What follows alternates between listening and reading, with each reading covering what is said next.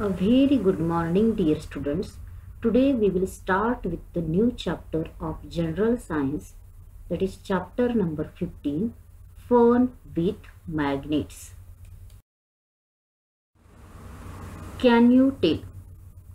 Pins in a pin holder do not fall even when it is held upside down. Why is this so? So in case of pin holder, there is a magnet, and due to that the pins are not fallen down when we are doing that pin holder upside down. While we are shutting the door of a fridge, we find that it closes automatically from a certain distance and does not open unless pulled again. Why is this so? In case of this fridge, that is door of the fridge, there is also a magnet, and due to that this fridge closes automatically from a certain distance. So in both the case, that is in case of pin holder and in case of door of the fridge, a magnet is used in this case. A magnet is fitted in the cap of a pin holder and in the door of a fridge, and due to that iron objects stick to a magnet. So what is a magnet? The material to which objects made from iron, nickel, cobalt, etc. get attracted is called a magnet, and this property of a material is called as magnetism. Now let's try this. Take a magnet from the laboratory and bring it near various objects in your use. Which of them stick to the magnet? What material is each of them made of? Observe the things carefully. All the substances do not stick to the magnet. Some get attracted and remain firmly attached to it. Some do not, and in that some not attracted. Usually those which stick to the magnet are magnetic materials, or they are made up from metals only. Now let us see another activity. Take a mixture of sand, piece of paper, sawdust, iron fillings and pins in a saucer and pass a magnet around the mixture. What do you see? So sand, piece of paper, sawdust do not stick to the magnet, but iron fillings and pins get attached to the magnet. They come out of the mixture in the saucer. So from both this activity, we can say that the materials that stick to a magnet are called magnetic materials, while the materials that do not stick to a magnet are called as non-magnetic materials. The metals iron, nickel, cobalt are magnetic materials. Now let us see one story behind this discovery of magnet. In the past, there is a legend about the discovery of magnets. It is said that a shepherd named Magnus lived in Greece. Once while his sheep were grazing, he sat down on a big rock. But what a surprise he got when he tried to get up. His staff and his shoes were stuck to the rock. He had to use great force to pull himself away from the rock. He realized that what had happened was because of the iron ferrule on his staff and the iron nails in his shoes. However, other rocks did not stick to his shoes or staff. Later he showed the rock to everybody. The rock was named magnetite after Magnus. That is, Magnus name is of shepherd only. Magnetite is a natural magnet. It is also possible that the name magnet came from Magnesia, the part of Greece where magnets were discovered.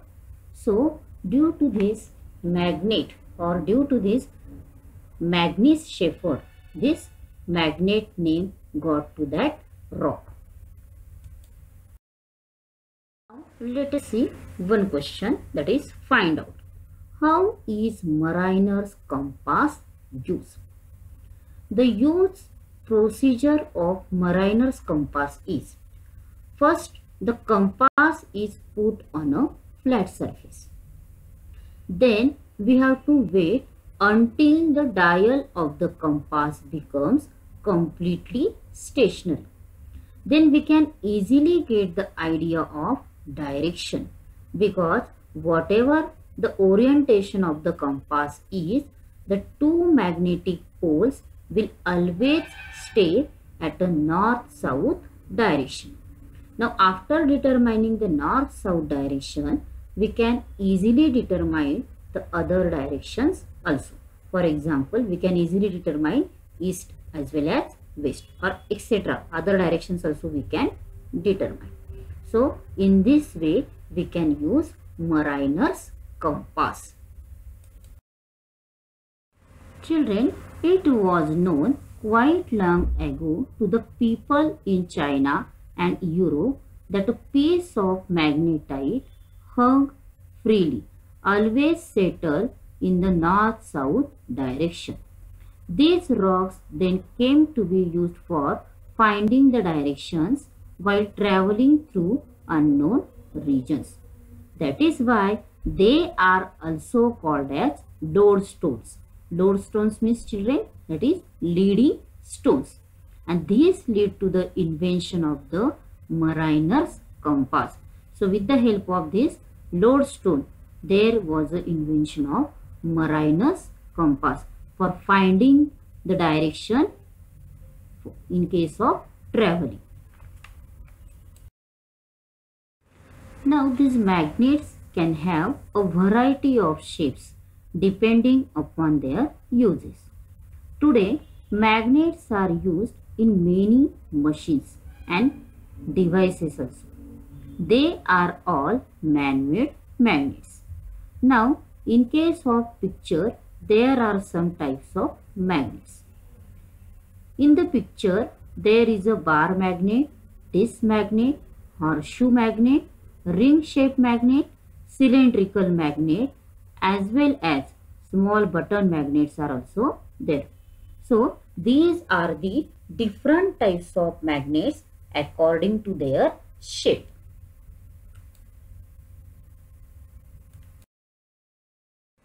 Now, let us see another concept, that is magnetism. The object is displaced when attracted by a magnet.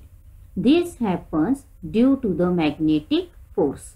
Magnetic force thus brings the displacement and performs work. This magnetic force is used in places such as factories, ports, garbage depot, in cranes to pick up large and heavy loads. This magnetic force is therefore a kind of energy. Now let us see one important topic of this chapter, children, that is characteristics of a magnet. So for this first characteristic, we have to do one activity. Determine the directions in the class or laboratory. So you have to do first of all directions of your class or laboratory. Now afterwards, tie a thread to the center of a bar magnet and hang it from the stand. Note the direction in which the magnet settles and turn it around again. Let it settle and note the direction. Do this many times. And after hanging, you have to note down the direction of the magnet where it is settled down. And this activity you have to do many times. Then what you will observe, children? So from that activity, you will understand that a magnet always settles in the north-south direction. And this is the first characteristic of a magnet.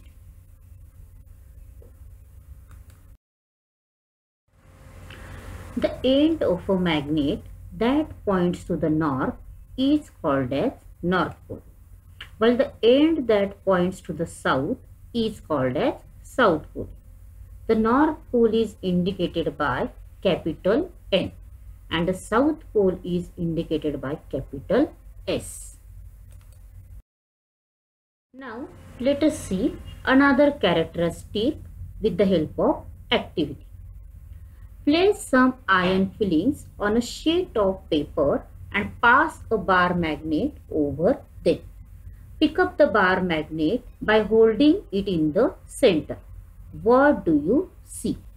To which part of the magnet do most of the iron fillings stick? On which part do we see fewer fillings? What can we conclude from this? So when we will do this experiment, children, then that time we will understand that the iron fillings stick to the both the ends of a magnet, that is to the North Pole and South Pole. It does not stick in the middle region.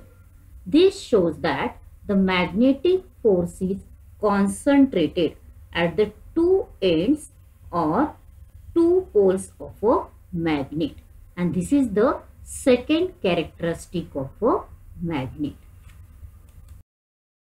Now let us see another activity for the understanding of third characteristic of a magnet.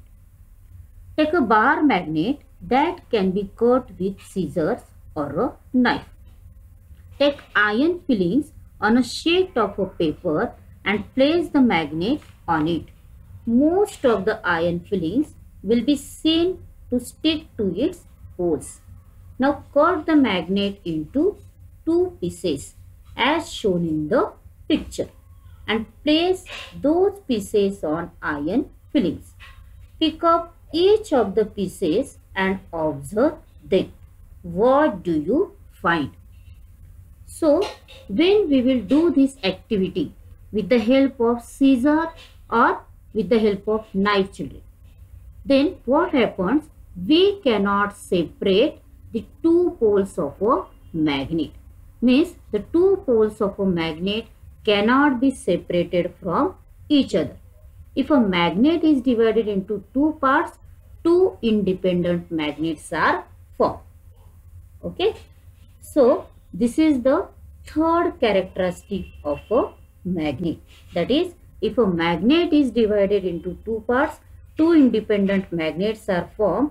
It means that the two poles of a magnet cannot be separated from each other. Now let us see fourth characteristic of a magnet. For that we have to see one activity. Fix a powerful bar magnet to a stand as shown in the picture. Fix an iron bar at a short distance below the magnet. Take iron fillings near the iron bar. What do you see? After some time, take the magnet away. What happens?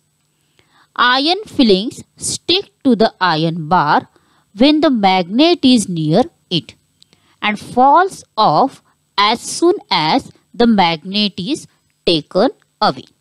That is, the magnetism in the bar vanishes. A magnetic material acquires magnetism when placed near a magnet, and this type of magnetism is called as induced magnetism. So this induced magnetism is the fourth characteristic of a magnet. Now let us see fifth characteristic of a magnet. For this we have to do another activity. Fix a bar magnet to a stand as shown in the figure. Let it become steady. Take another bar magnet near the hanging bar magnet. Observe what happens. Do the same again and exchange the ends of the magnet. Then what do you see? So from this we can say that there is a repulsion between like poles of a magnet, means south-south or north-north poles, and there is a attraction between opposite poles, that is either south-north or north-south. So like poles of a magnet repel each other and unlike poles attract each other. Now let us see another activity. Take a needle or nail, place it steady on a table. Keep on rubbing a magnet over it from one end to the other. Do this 7 to 8 times. Now take a few pins near the needle or nail. What is C? In this way, magnetic objects acquire magnetism, and magnetism of this kind is called as a temporary magnetism. It lasts for a short time, or duration of this magnetism is very short, and due to that this magnetism is called as a temporary magnetism.